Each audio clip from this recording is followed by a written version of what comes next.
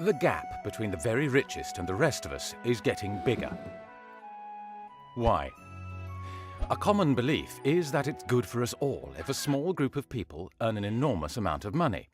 The theory is that their wealth trickles down to the rest of us. But this is a myth. In reality, money is sucked up from all of us into the pockets of a very small group of people. How does this happen? One reason is the way that money is created. Right now, almost all of the money in our economy is created by banks when they make loans.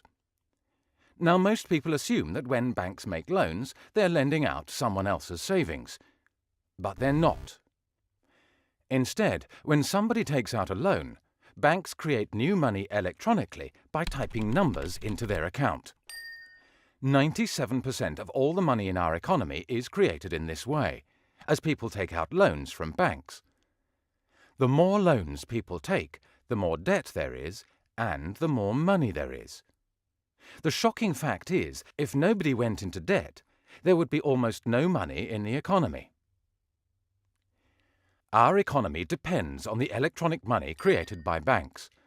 But because the money is created when people borrow, someone, somewhere, has to pay interest on every pound created. In effect, we are renting the money we need to run our economy from the banks. This means that in the UK alone, together we pay the banks £192 million in interest every single day. And because the debt is held mostly by the bottom 90% and wealth mostly by the top 10%, paying this interest transfers money from the bottom 90% of the population to the very top 10%. It sucks wealth and income from the rest of us up to the very lucky few. So as long as we have to rent the money we use from the banks that create it, we'll have to keep paying this huge interest bill, and the gap between the richest and the rest of us will keep increasing. But there are ways to create money that don't depend on us all going into debt to the banks. We want to see money created by a public body and spent into the economy, so that we don't have to borrow all the money we need from the banks. This would lead to less debt and stop the gap between the richest and the rest of us getting even bigger. This is what we're campaigning for. Join us by signing up at Positive Money and sharing this video.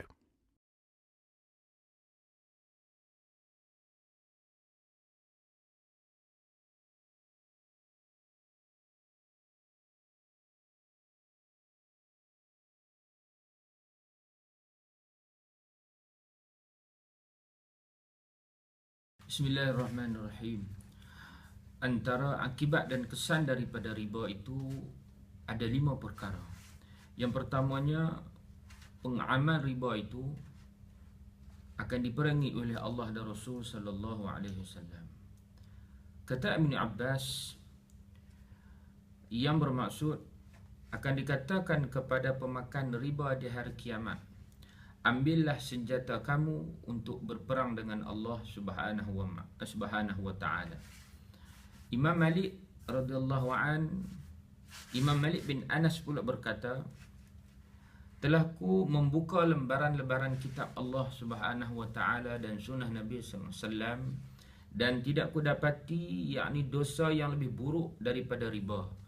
Kerana Allah Subhanahu wa taala mengisytiharkan ataupun mengizinkan perang ke atas orang yang mengamalkan riba. Yang keduanya, para hadirin sekalian, iaitulah kehilangan berkat harta dan kehidupan. Firman Allah Subhanahu wa taala dalam surah Al-Baqarah ayat 276. Yamhaqullahu riba wa yurbis sadaqat wallahu la yuhibbu kulla kafarin athim. Allah susutkan riba dan mengembangkan sedekah, dan Allah tidak suka kepada sesiapa yang kekal terus dalam kekufuran dan selalu melakukan dosa. Sabda Nabi sallallahu alaihi wasallam yang bermaksud, sesungguhnya riba walaupun lumayan dari sudut kuantiti, tetapi hasilnya akan membawa kepada sedikit dan papa. Hadis riwayat Ahmad dan Al-Hakim. Dan yang ketiganya, para hadirin sekalian, iaitulah dosa orang yang Memakan riba ini seperti berzina dengan ibu bapanya sendiri. Dalam hal ini sabda Nabi sallallahu alaihi wasallam, "Ar-riba 73 baban. Aysiriha mithlu an yunkiha ar-rajulu ummihi." Riba mempunyai 73 pintu. Riba yang paling ringan dosanya ialah seperti seorang lelaki berzina dengan ibunya. Hadis riwayat Ibnu Majah. Amalan Rasulullah SAW di atas tadi menunjukkan amat berat dan besar dosanya, sehingga Nabi SAW mengumpamakan pengamal riba adalah seperti berzina dengan ibunya, padahal ia merupakan riba yang paling ringan dosanya. Dan yang keempatnya, iaitu lebih berat daripada 36 kali berzina. Masya Allah. Sabda Nabi SAW yang bermaksud, 1 dirham riba yang dimakan oleh seorang lelaki dalam keadaan ia mengetahuinya lebih buruk daripada berzina sebanyak 36 kali. Hadis riwayat Ahmad dan Daruqutni.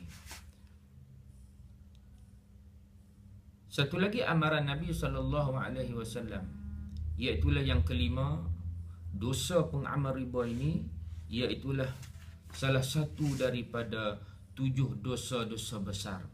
Sabda Nabi SAW, jauhilah 7 dosa besar, yakni syirik, sihir, membunuh tanpa hak, makan harta anak yatim, makan riba, lari dari medan peperangan kerana takut dan menuduh perempuan yang suci dengan zina tanpa adil. Betapa besarnya dosa seorang pengamal riba itu bila mana Nabi SAW menyamakannya dengan syirik kepada Allah, membunuh dan sebagainya. Ia amat jelas akan pengharamannya yang perlu ditinggalkan dan dijauhi oleh umat Islam khususnya. Maka di sini jelas kepada kita 5 perkara penting yang menatijahkan apabila seseorang itu melakukan amalan riba di dalam kehidupannya. Kerana sesungguhnya riba ini ianya hanya akan membawa kemusnahan kepada diri seseorang manusia itu. Sebab itu saya menyeru kepada tuan-tuan semua, marilah sama-sama kita meninggalkan amalan riba ini dan berusaha untuk memberteraskannya dalam kehidupan kita dan menjauhi selama-lamanya. Wallahu a'lam.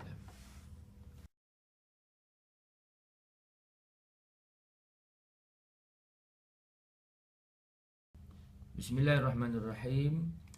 Sebagai contoh yang kita boleh sebutkan di sini tentang natijah daripada amalan riba itu dan kesannya terhadap masyarakat kita, iaitu saya boleh sebut di sini ada 2 perkara. Pertamanya, kita melihat riba itu dia terbahagi kepada 2, iaitu riba buyu' dan juga riba duyun. Maka riba buyu' ini contohnya riba yang berkaitan dengan jual beli. Contohnya, seseorang ingin menjual emas dinar 916 dengan emas dinar 750 contohnya. Maka nilaian emasnya 916 itu dia tidak sama dengan 750, dinar 750. Jadi ketidaksamaan itu maknanya ada riba lah. Maknanya di situ bermaksud ada amalan riba telah berlaku di situ kerana nilainya tidak sama. Nilainya tidak sama. Yang keduanya riba ad-duyun. Ad-duyun ni bermaksud riba hutang. Hutang. Contohnya, si A berhutang dengan si B. Si A berhutang sebanyak RM1,500. Kemudian si B mengkehendaki si A apabila dia membayarkan balik hutangnya itu hendaklah dibayar dengan harga RM1,550. So ada lebihan RM50 di situ. Maka RM50 itu merupakan riba, disebut sebagai riba, dan sudah pasti RM50 itu akan membebankan si peminjam, akan membebankan. Jadi lebihan RM50 itu merupakan riba duyun, iaitu hutang, yang menyebabkan berlaku perkara yang tidak sepatutnya, dia telah membayar lebih daripada pinjaman pokok. Dia pinjam RM1,500, dan dia akan bayar kembali RM1,550.